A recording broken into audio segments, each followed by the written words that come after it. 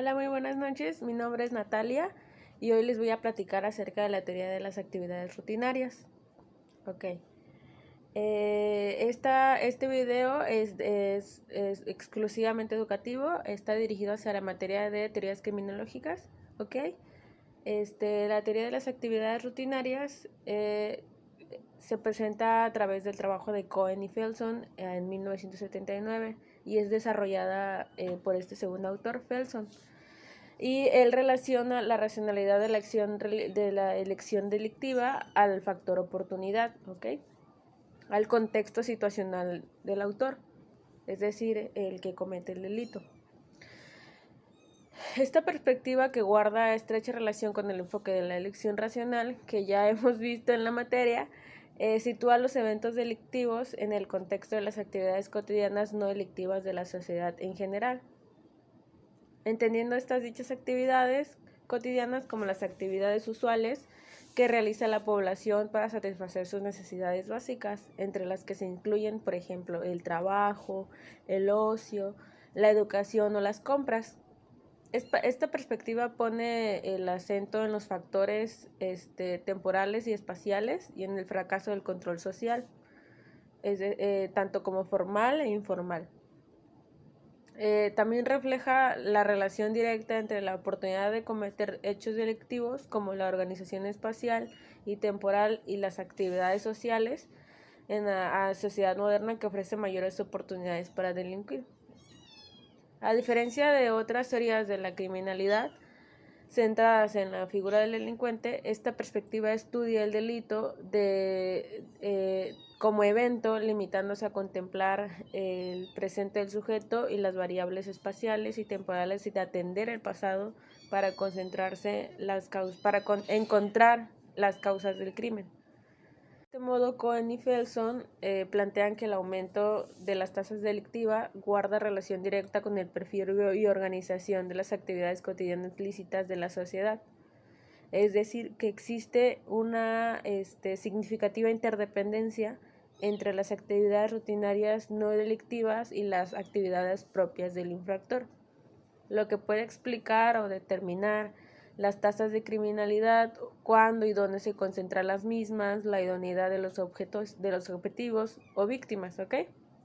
Esta teoría entiende que no basta con la existencia de un delincuente predispuesto o motivado para que el delito llegue a cometerse, sino que es necesario que se propicie la situación idónea, ¿ok? Para que él decida actuar.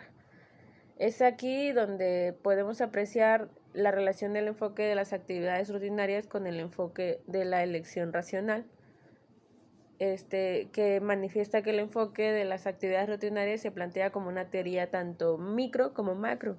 Desde una perspectiva macro, pues sería que, a juicio de ambos autores, claro, pues ofrece mayores oportunidades para delinquir, ya que la organización espacial y temporal de las actividades diarias lícitas y el estilo de vida de los ciudadanos, pues aumenta el número de objetivos idóneos para el infractor motivado y mejora los medios de este último, ¿ok?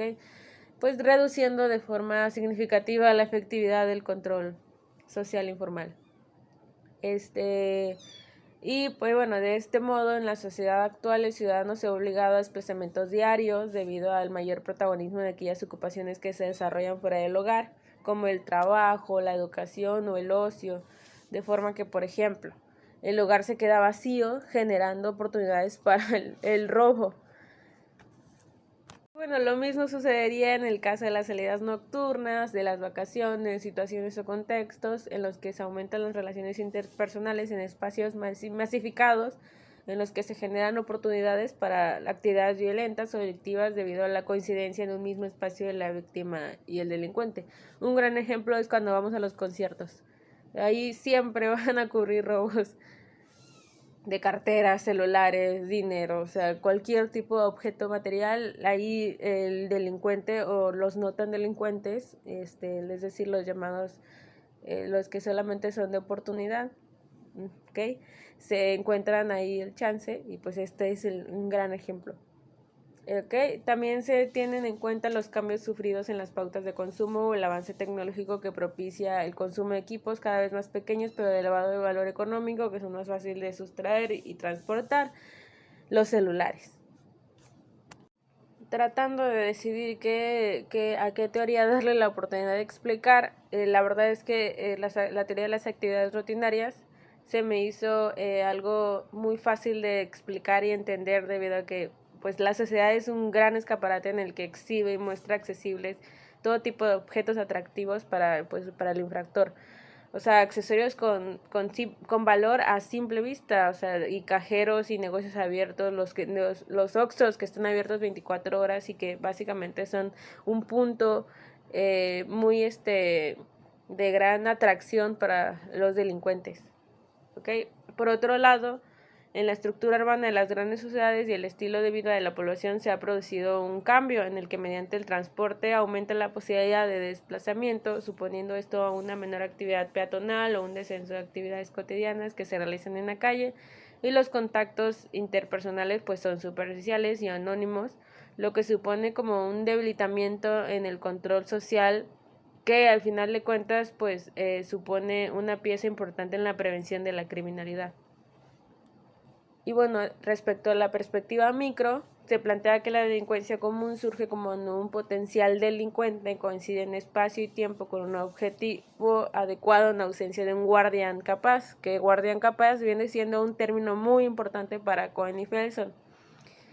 Y este guardián que sea incapaz de evitar el delito. La presencia o ausencia de estos elementos es variable, para lo que el riesgo de ser víctima u objetivo de un hecho criminal variará dependiendo de las circunstancias y de dónde se encuentren las víctimas o sus bienes.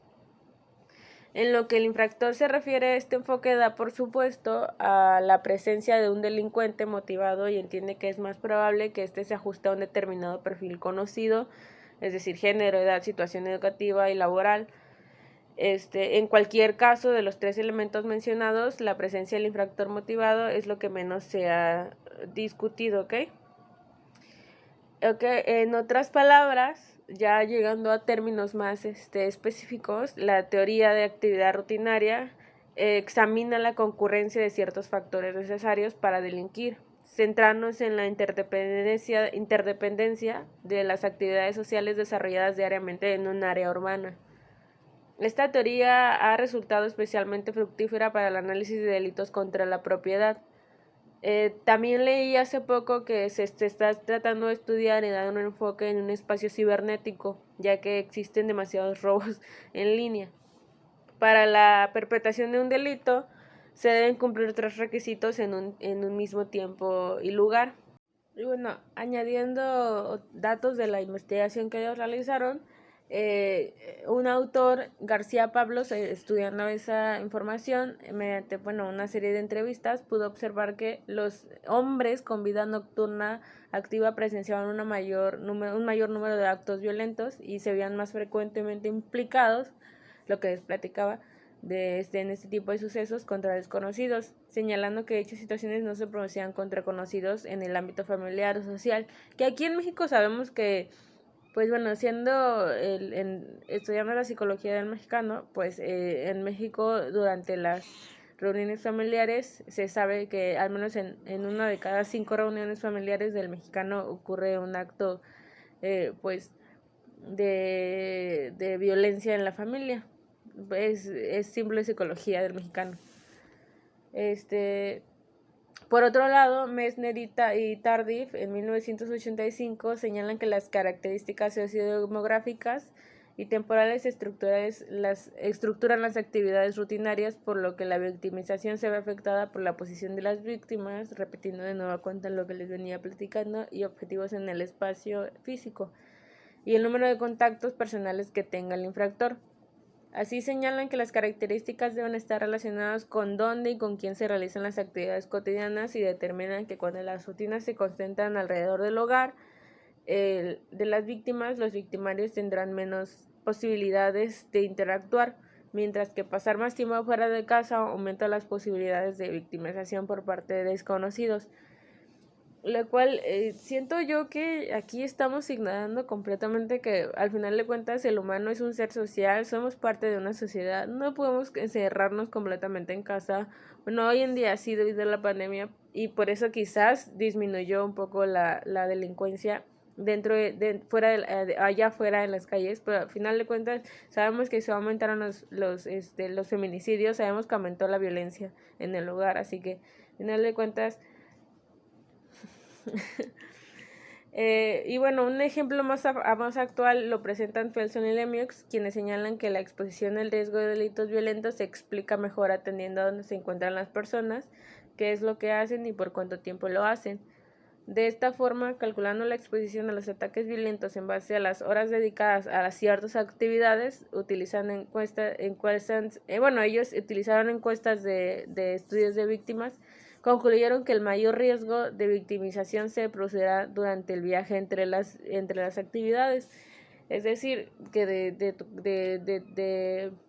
tu estudio, de tu universidad a tu casa, bueno, hay mucho riesgo de que ahí ocurra el acto delictivo. Sabemos que aquí en México muchas personas, muchos estudiantes en la universidad, en la UJAT, sabemos que en la parada, en el transcurso tan solo de la universidad, de la central de la universidad a la parada, han asaltado a demasiados estudiantes, lo cual, pues bueno, ahora sí estamos de acuerdo en lo que ellos nos platican. Y bueno, respecto al estudio, bueno, ellos llevaron a cabo un estudio allá en Canadá por autores americanos.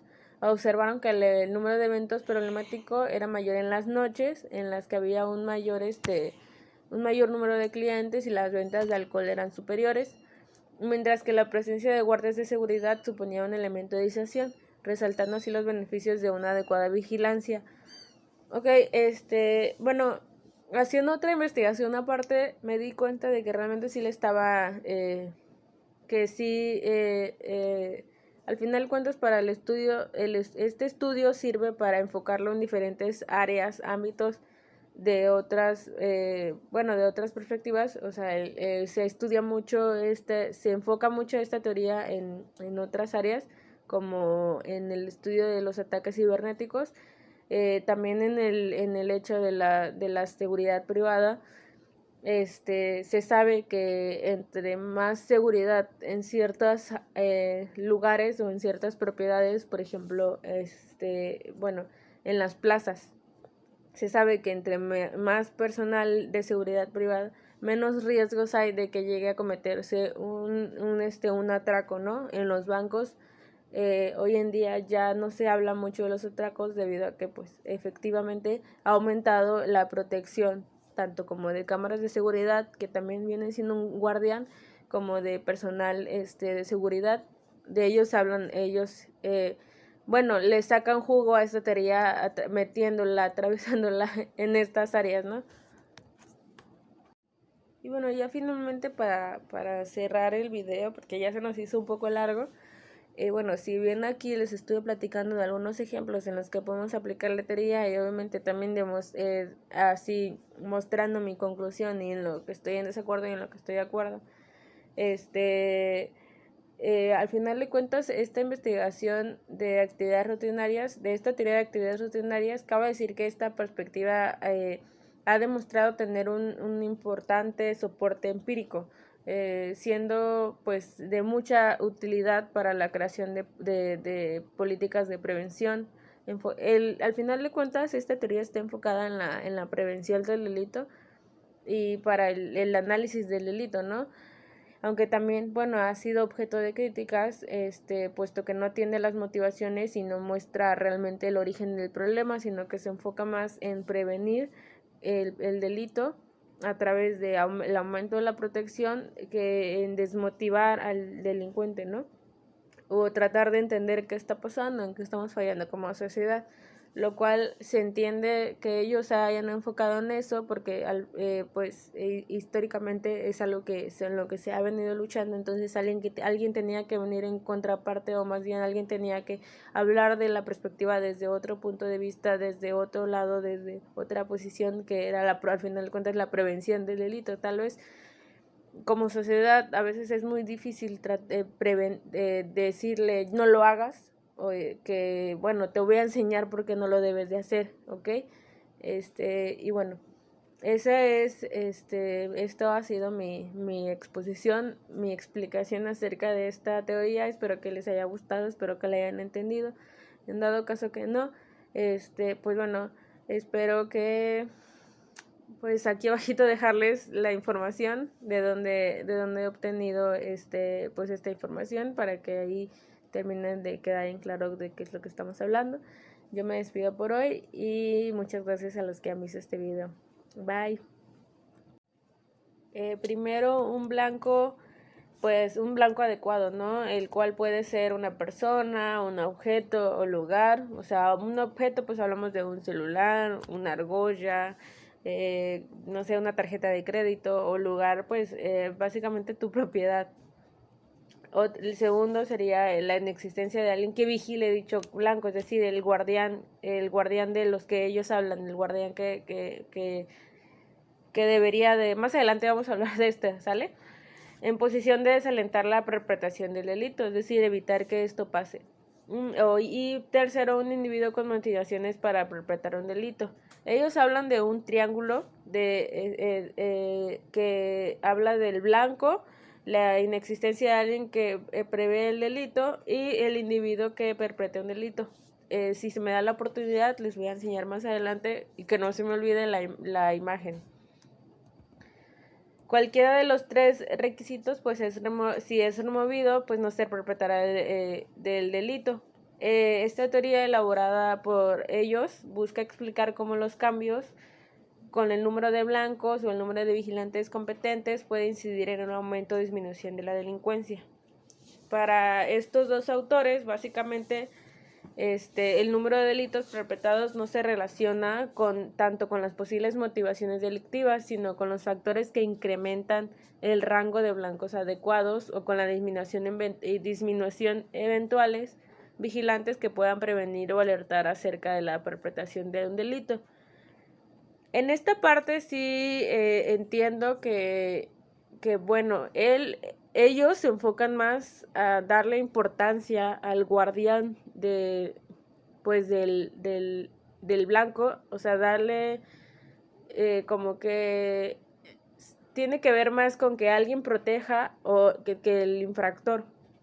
No sé si me estoy dando a explicar, pero lo que yo entiendo es que ellos entienden, lo que ellos quieren dar a entender es que la figura importante es el guardián que esté protegiendo al blanco, ¿ok? También habla que el primer requisito para la existencia de un delito es un blanco adecuado, lo que les venía platicando, el cual debe cumplir con las siguientes condiciones conocidas como VIVA, sus siglas en inglés, que son Value, Inert, Visibility y Access. En español, pues valor, inercia, visibilidad y acceso. El valor se relaciona con el beneficio de que el delincuente tendrá en la satisfacción derivada del dinero, la apropiación de todos esos objetos o el mero placer de cometer el delito. Por otra parte, la inercia analiza cómo ciertas características del blanco pueden contribuir a su atractivo. Estos, por ejemplo, el tamaño o peso de un artículo puede implicar, o que sea mayor o menor para su traslado, ¿no? O sea, como por ejemplo, que se roben un carro.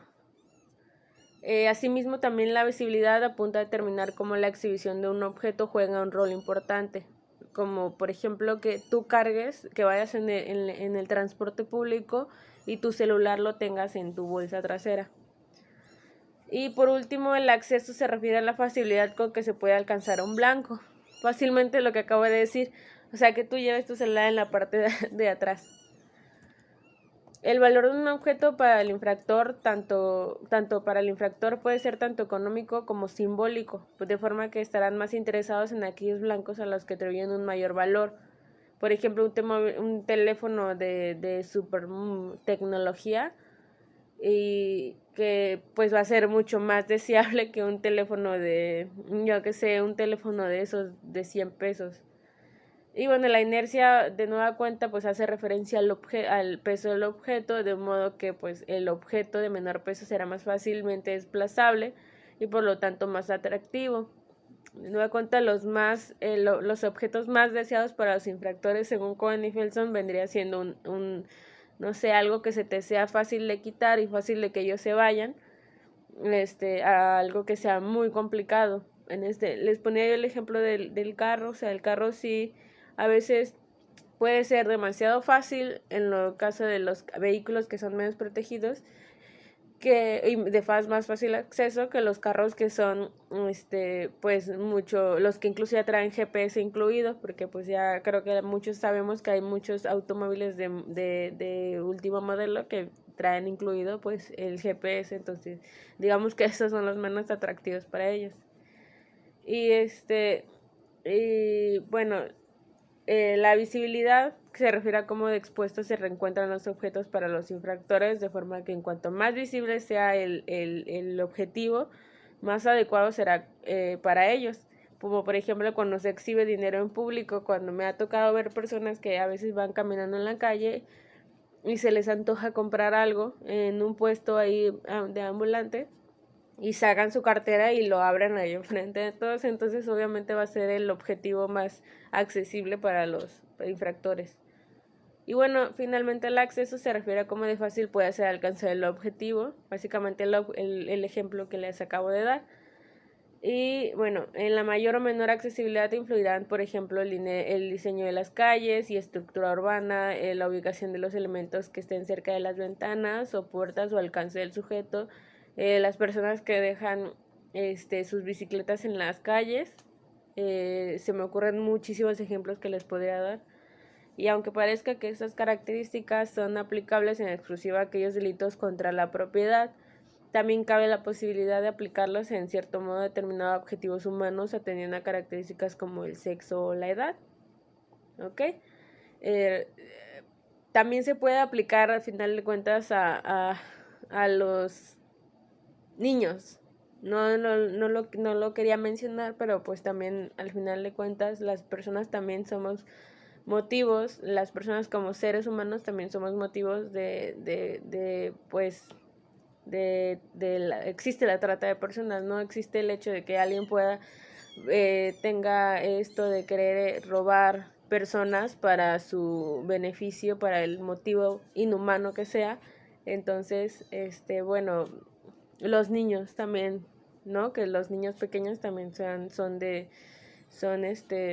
pues fáciles en los niños que son, que se desapartan por la mamá por un segundo y son de fácil, digamos que robo, ¿no? Entonces, sí, igual las mujeres que somos biológicamente un poco menos fuertes que los hombres, también somos pues motivo, digamos que de un objetivo que en algunas ocasiones pues de acceso fácil. Y bueno, el segundo requisito consiste básicamente en lo que les venía diciendo, que les iba a explicar, que es en la inexistencia de un vigilante, de un guardián capaz, competente, que se encuentre en posición de desalentar al posible agresor. El concepto de vigilante para ellos es amplio, toda vez que esta función pueda ser desarrollada por una persona, es decir, policía o vecinos, o incluso cosas, que podría ser la iluminación, las alarmas, entre otras cosas. Y el tercer elemento consiste en la existencia de un potencial delincuente que aproveche las condiciones antes descritas. En ese sentido, el delito ocurrirá cuando el individuo estima que existen las anteriores condiciones, es decir, que lo que les platicaba del concepto de las siglas de viva y que no exista un guardián o un vigilante competente, el delincuente se verá pues envuelto en querer realizar la infracción. Obviamente es importante subrayar que para la teoría de la actividad rutinaria los actos delictivos forman parte de la rutina de los habitantes de una ciudad.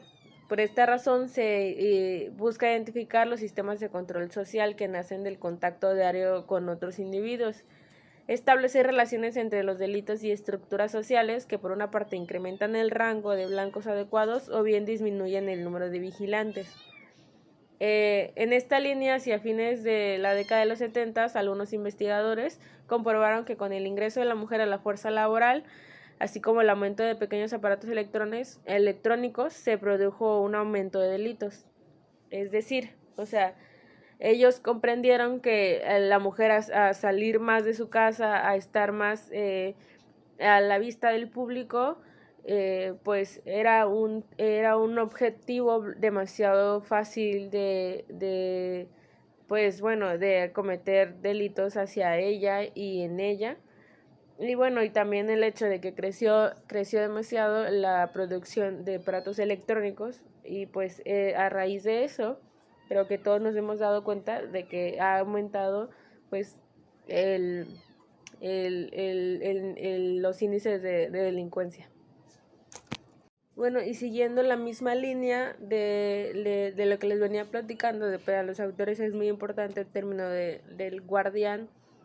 Ellos hablan de la ausencia de los eficaces protectores, y no solo se refieren a lo policía, a que sea la policía quien se encargue de proteger o que se encargue del control social, de proteger a los ciudadanos, sino también de que ellos se refieren de que no solo se trata de que la policía sea ese guardián, sino que también que cualquier ciudadano sea capaz de protegerse a sí mismo, de proteger a otros, de proteger a sus propiedades, tanto propias como ajenas. Ellos hablan de que se puede ser eficaces en la protección a nosotros mismos, como nuestra propia familia, nuestros amigos, así como ciudadanos desconocidos, y también, también como nosotros podemos proteger a la policía, ¿no? Si estos tres elementos confluyen en el espacio y en el tiempo, se procede a un aumento de las tasas de criminalidad, con independencia de que aumenten o disminuyan las condiciones sociales, como pobreza, desempleo, ¿no?, que podrían motivar a más gente a delinquir. Desde una perspectiva aplicada, esta teoría se traduce en dos predicciones teóricas acerca de las conductas delictivas. La primera es que la ausencia de uno solo de los elementos mencionados es suficiente para prevenir la comisión de un delito. Si no existe un delincuente motivado, un objeto o una víctima propicia, o está presente el oportuno control, se elimina la posibilidad del delito. Aquí hago un paréntesis.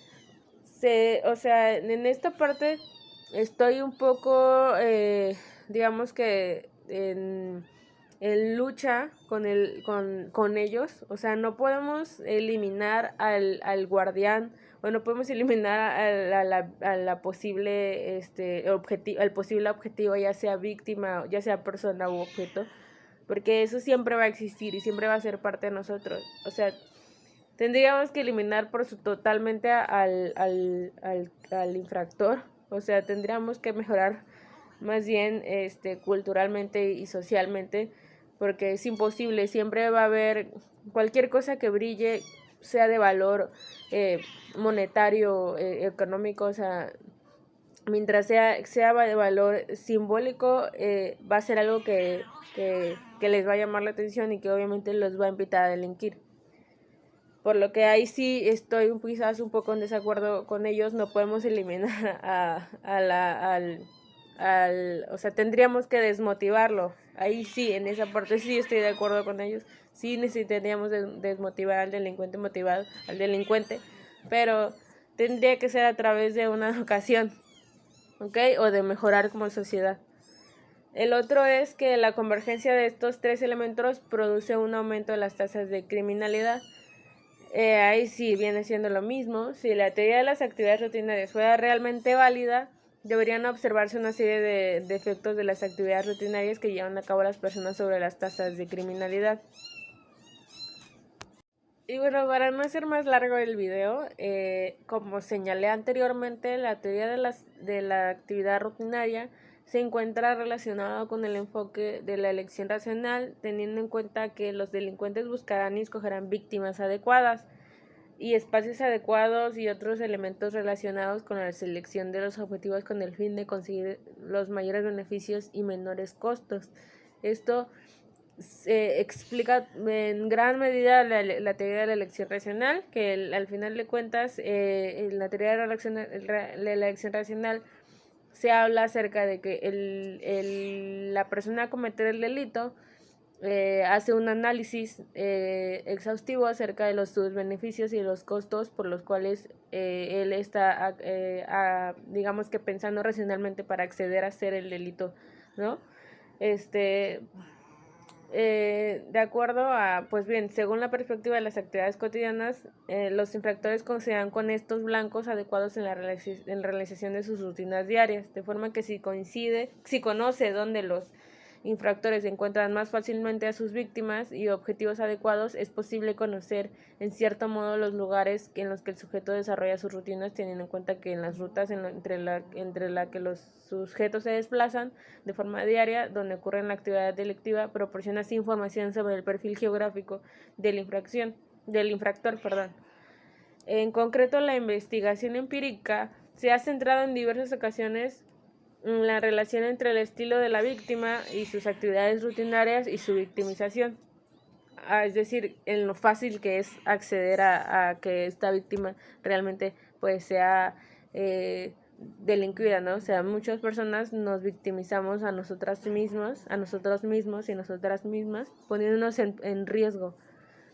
Bueno, respecto a esto, Cohen y Felson señalan las posibilidades o riesgos de ser víctima de un hecho delictivo que varía dependiendo pues del lugar en el que nos encontremos o en caso pues de nuestras pertenencias, ¿no?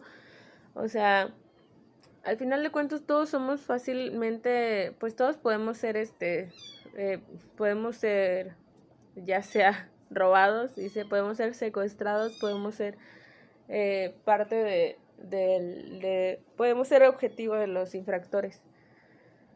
Por su parte, bueno, Cohen por ahí de 1981 y posteriormente otros dos autores que se llaman Kennedy y Ferdi en 1990, tras analizar pues encuestas de victimización, señalan que si bien el riesgo de victimización se ve incrementado por la exposición o proximidad o el atractivo de los objetivos, dicho riesgo también varía dependiendo de la edad, el lugar de residencia, el sexo, la tasa de actividad, los ingresos o incluso el ocio nocturno.